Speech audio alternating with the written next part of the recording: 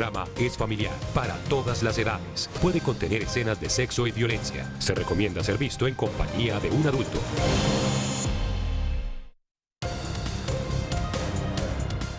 Desde nuestros estudios de Plaza Claro en Bogotá, esto es Red Más Noticias, emisión fin de semana. Mucha atención, la Policía Nacional reactivó las circulares rojas de Interpol contra cabecillas de las disidencias de las FARC. En este orden de ideas, Iván Márquez, alias El Paisa, Romaña y Walter Mendoza, considerados miembros de la Segunda Marquetalia, son buscados en otros países. De hecho, las órdenes de detención rigen en 194 naciones adscritas a Interpol.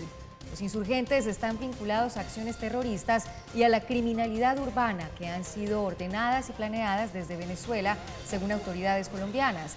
Las disidencias de las FARC también son buscadas por el delito de narcotráfico. Márquez y sus aliados estarían en Venezuela.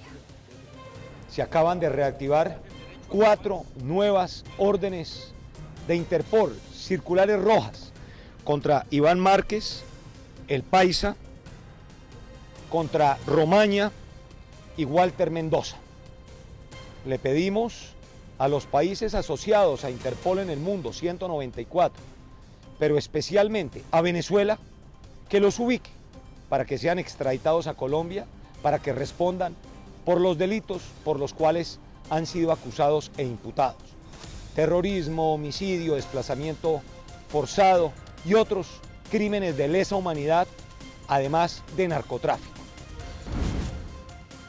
Bienvenidos a Red Más Noticias, fin de semana. Soy Gina Acuña. En segundos desarrollaremos más información de Colombia y el mundo.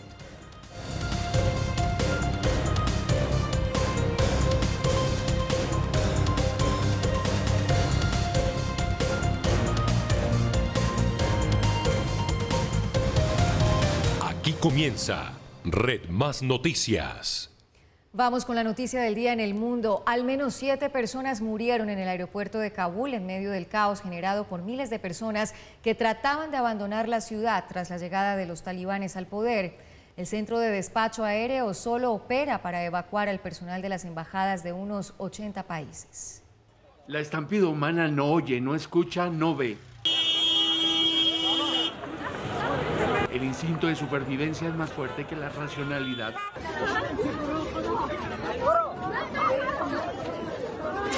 Muchos huyen de Kabul, la capital afgana.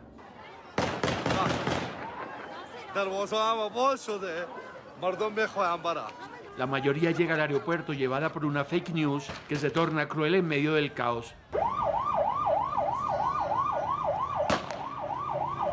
En Kabul se regó el cuento de que los aviones ofrecían itinerarios al extranjero sin necesidad del pasaporte.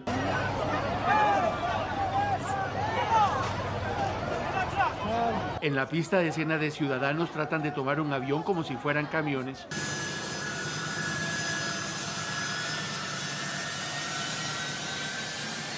Al parecer, 2 afganos se aferran al tren de aterrizaje de un aeroplano norteamericano.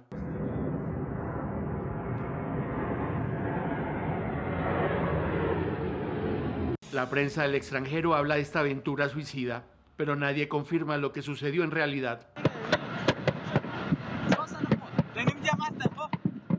Todos huían de los talibanes, pero ya era tarde. En los alrededores del centro de despacho aéreo, varios de ellos se imponían la autoridad bajo la intimidación de las armas. La multitud se desplaza entre una lluvia de ráfagas de fuego.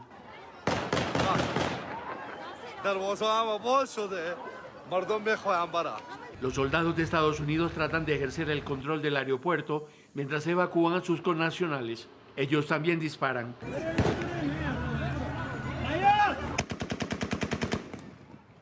Agencias del mundo afirman que mataron a 2 civiles.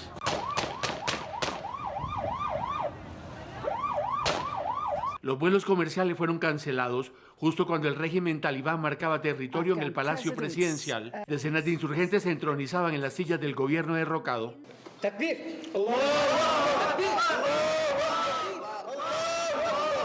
En las calles de las ciudades, algunos talibanes cambiaban las armas por los micrófonos y hacían encuestas como reporteros.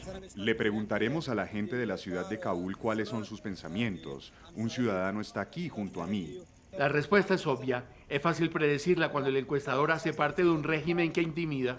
Estoy realmente muy feliz y es muy pacífico. No hay ningún peligro aquí. Hemos recibido información de otras ciudades como Kandahar y Ghazni.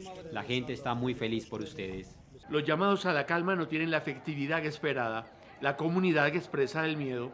Nunca la había sentido de esta manera, desamparada, desesperada, decepcionada, pobre y miserable en mi vida. Tal vez todos nuestros logros de 20 años simplemente desaparezcan en un abrir y cerrar de ojos. En simultánea, las calles de Kabul eran un tejido vehicular que trataba de dirigirse a la frontera terrestre con Pakistán. Afganistán no ha podido exorcizar el terror. En medio de los cuestionamientos del Partido Republicano, Joe Biden se pronunció sobre la llegada de los talibanes al poder en Afganistán. El mandatario reafirmó la decisión de retirar el ejército de su país. El presidente puntualizó que la misión de Estados Unidos nunca fue fortalecer la democracia de la nación afgana, sino proteger a Estados Unidos del terrorismo. So what's happened? Afghanistan political leaders gave up. Entonces, ¿qué sucedió? Los líderes políticos de Afganistán se rindieron y huyeron del país. El ejército afgano colapsó a veces sin intentar pelear. En todo caso, los acontecimientos de la semana pasada refuerzan que cualquier participación militar estadounidense en Afganistán ahora era la decisión correcta.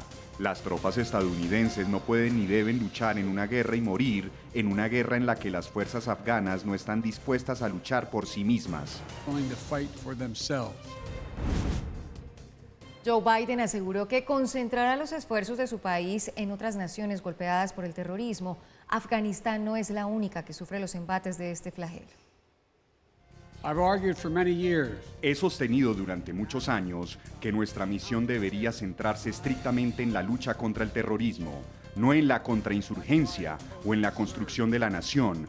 Por eso me opuse al aumento militar cuando se propuso en 2009, cuando era vicepresidente.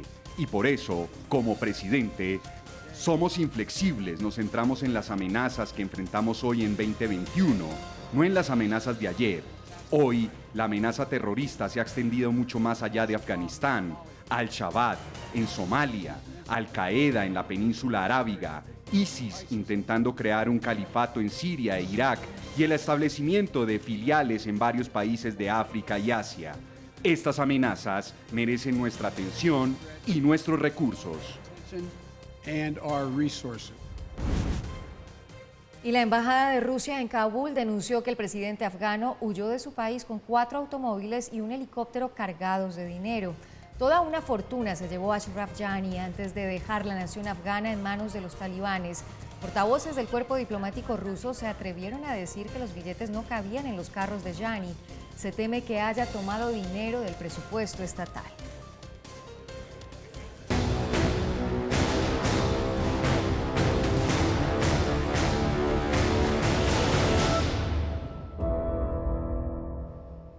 Continúa la tensión y la emergencia en Haití. El número de muertos ascendió a casi 1.420, mientras que cuadrillas excavan desesperadamente en edificios derrumbados en busca de sobrevivientes. Por otro lado, el Ministerio de Salud envió personal y medicamentos a la península del suroeste, pero la logística de emergencia también se ve comprometida por la inseguridad que azota al país desde hace meses. Haití se encuentra sumergida entre el caos y el desastre. Al menos 1.300 personas han perdido la vida debido a la furia del sismo. El representante de UNICEF en Haití, Bruno Maes, dice que el país debe ser abrazado por las naciones más favorecidas. No todas las ayudas han podido ser distribuidas. Las pandillas bloquearon las carreteras.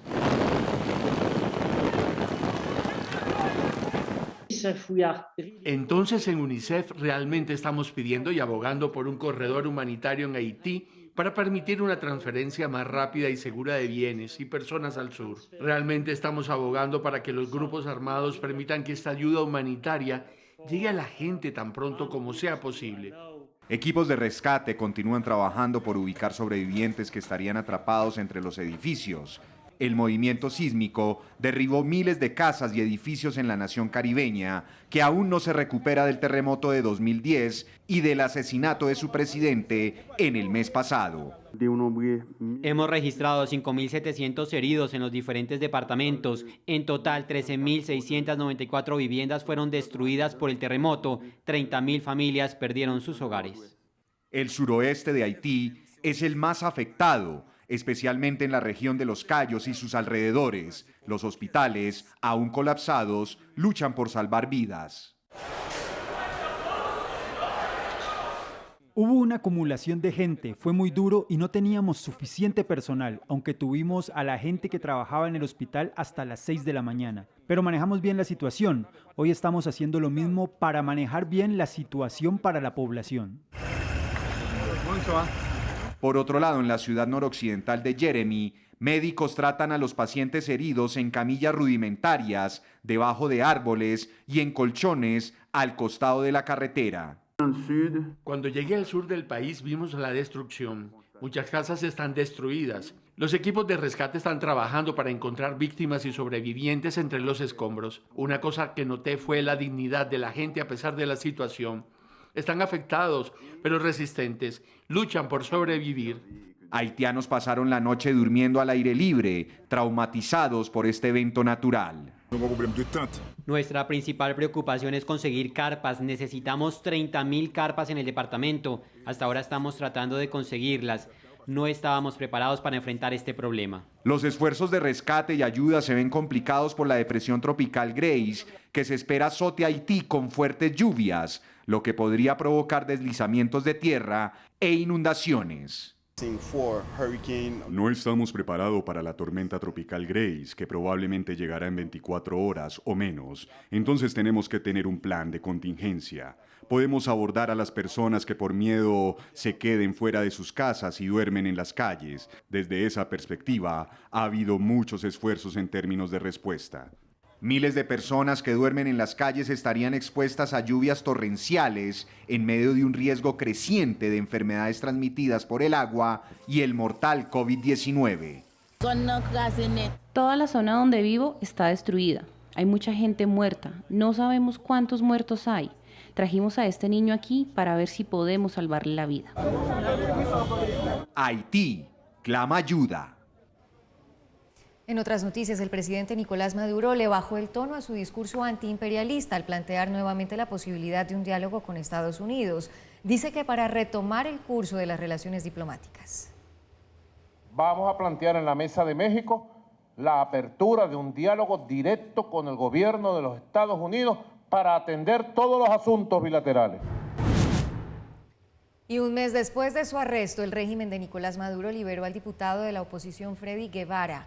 La decisión coincide con el inicio de las conversaciones entre los herederos del chavismo y los aliados del presidente Juan Guaidó que se desarrollan en México. Guevara, quien se encontraba detenido desde el pasado 12 de julio, fue vinculado a un episodio de pandillas en la capital venezolana y a supuestos vínculos con el paramilitarismo colombiano. Nicolás Maduro dejó ver que Freddy Guevara podría unirse a los diálogos que sostienen las dos fuerzas políticas. Aquí en Venezuela no hay una solución política, mi libertad también es condicional y la libertad de todos los venezolanos. Por eso es que estoy convencido y mi compromiso real, apoyar todo lo que pueda hacer para que salgan todos los presos políticos. Mucha atención, una grave denuncia hizo la Contraloría General de la República. De las más de 31 millones de vacunas aplicadas en Colombia contra el coronavirus, se evidenció que más de 26 millones aún no han sido pagadas a las instituciones prestadoras de servicios IPS que las han aplicado. Asimismo, denuncian retrasos en la validación de facturas, lo que genera demoras en los pagos. Nos preocupa, puesto que los prestadores de salud han manifestado su inconformidad frente a la lentitud en el proceso. Y esto podría conllevar a una suspensión en diferentes regiones del país del Plan Nacional de Vacunación.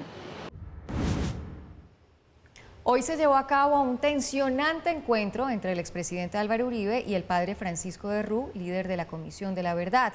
Durante el diálogo, Uribe sugirió que, abro comillas, va a necesitar una amnistía Colombia general para un borrón y cuenta nueva, cierro comillas. Mauricio Sandoval nos amplía. Mauricio, buenas noches. Gina, buenas noches. En este encuentro que se extendió por más de 5 horas, el expresidente Álvaro Uribe habló sobre varios temas, defendió la gestión de su gobierno, se refirió a los falsos positivos, al proceso de paz, entre otras. Es importante recordar que el exmandatario acudió a este diálogo por el respeto que tiene por el padre Francisco Errú y no porque crea en la Comisión de la Verdad. Él conoce y creo que sabe que no eludo la franqueza, que no tengo trastienda, pero yo no reconozco las instituciones que surgieron de la Varna. Y no las reconozco y tengo que repetirlo, porque por muchas cosas, una de ellas el plebiscito. Una de las declaraciones que más sorprendió del expresidente Álvaro Uribe fue cuando aseguró que Colombia va a necesitar de una amnistía general. Colombia va a necesitar una amnistía. Anoche veía yo en un programa con la niña, ¿cómo se llama? Epa. Entonces, y volvían a comparar con el ladrón de bicicletas una cosa a la otra. Decían, esa niña, a mí me parece grave lo que esa niña hizo, y no la conozco, y no la quiero juzgar, de darle con un martillo al Transmilenio. Pero también decían, ¿y por qué estos violadores de niños ni un día de cárcel y esta niña condenada? Sobre las acusaciones que se le hacen con frecuencia sobre su presunta vinculación con grupos paramilitares, Uribe se defendió asegurando que su gobierno es el que más ha enfrentado a todas las fuerzas ilegales. Por favor, ¿qué más quieren montar los paramilitares? ¿Qué más mensaje que ese? ¿Qué más mensaje que un gobierno que llegó y le dijo al país ni paramilitares ni guerrilla? Sobre las ejecuciones extrajudiciales conocidas como falsos positivos, el exmandatario de los colombianos aseguró que al inicio le costó creer que miembros de la fuerza pública que tanto aprecia estuvieron cometiendo estos delitos, pero aseguró que actuó con contundencia.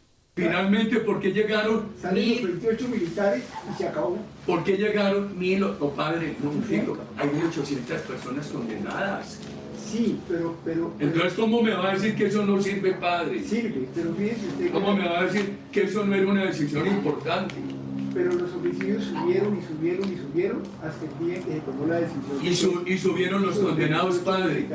No, padre, a mí me parece que es un sesgo, eso es un sesgo de su reverencia.